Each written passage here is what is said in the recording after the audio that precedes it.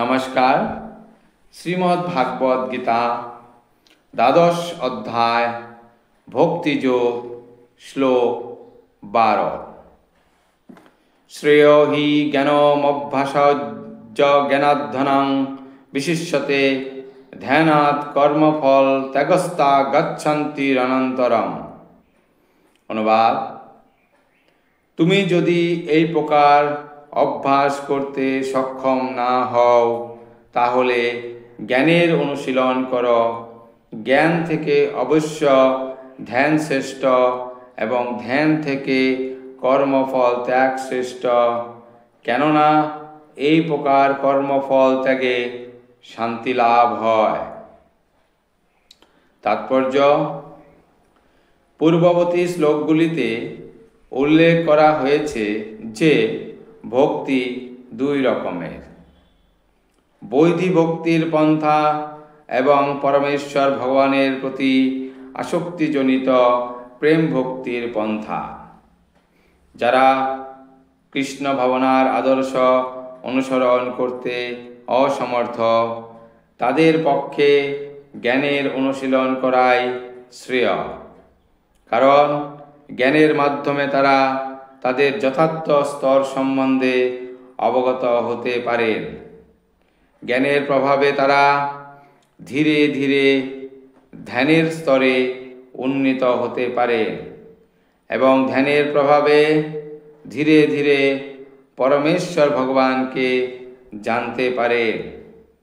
কতকগুলি পন্থা আছে যা অনুশীলন করার ফলে পরমেশ্বর ভগবানকে নির্বিশেষ নিরাকার বলে মনে হয় এবং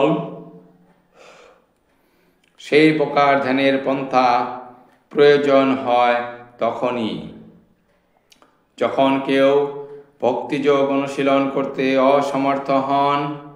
যদি কেউ এভাবে ধ্যান করতে সক্ষম না হন তাহলে বৈদিক শাস্ত্রের নির্দেশ অনুসারে ব্রাহ্মণ, ক্ষত্রিয়, বৈশ্য ও শূদ্রদের জন্য নির্দিষ্ট বর্ণাশ্রম ধর্ম অনুশীলন করা যেতে পারে।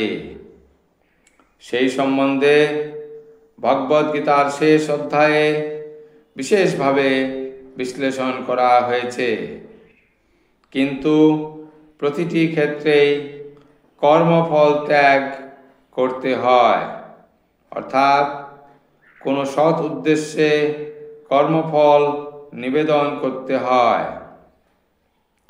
সংক্ষেপে বলা যায় যে জীবনের পরম উদ্দেশ্য ভগবানের সমীপবর্তী হওয়ার দুটি পন্থা আছে। একটি পন্থা ক্রমিক উন্নতি সাধন এবং অপরটি প্রত্যক্ষ বা সরাসরি পন্থা। কৃষ্ণ ভাবনাময় ভক্তিযোগ প্রত্যক্ষ পন্থা এবং অপরটি কর্মফল ত্যাগের পন্থা।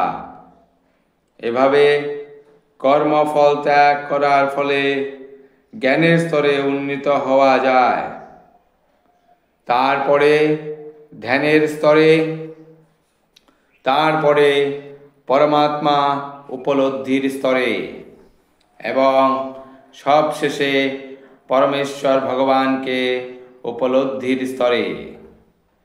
কেউ ধাপে ধাপে এগোতে পারেন অথবা প্রত্যক্ষ পন্থা অবলম্বন করতে পারেন।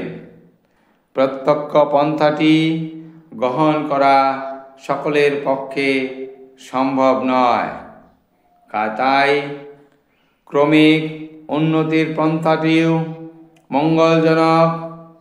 তবে এখানে বুঝতে হবে যে পরোক্ষ পন্থাটি অর্জুনের জন্য অনুমোদিত হয়নি। পরোক্ষ পন্থাটি অর্জুনের জন্য অনুমোদিত হয়নি কারণ তিনি ইতিমধ্যেই পরমেশ্বর ভগবানের প্রতি প্রেম ভক্তির স্তরে অধিষ্ঠিত ছিলেন।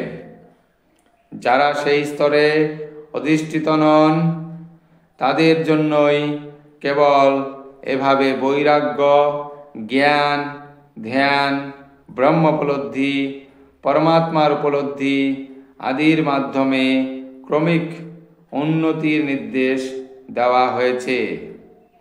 কিন্তু ভগবদ্গীতায় প্রত্যক্ষ পন্থার উপরই জোর দেওয়া হয়েছে।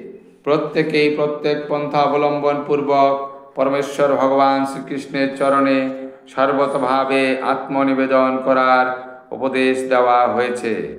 ধন্যবাদ।